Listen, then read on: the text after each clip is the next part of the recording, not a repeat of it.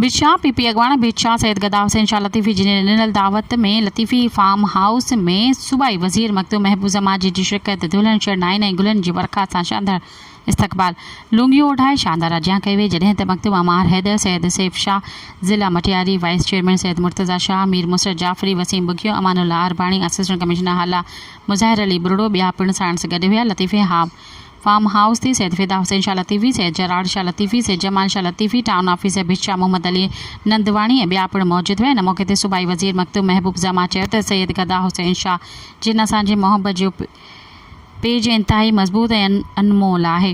गदा शाह मोहब्बती ऐं ख़ुश मिज़ाज मेहनती शख़्सियत आहे जंहिंजे ख़ानदान सां असांजो पुराणो तालुक़ आहे। उन सैयद गदा लतीफ़ी जिन जे मोहब्बत मेहनत खे ख़ूब सराहियो। आख़िर में डिनर जो अहतमाम कयो वियो। सब्सक्राइब कयो अवामी न्यूज़ HD खे ऐं ताज़ा तरीन ख़बरुनि लाइ ॾिसंदा रहो अवामी न्यूज़ HD।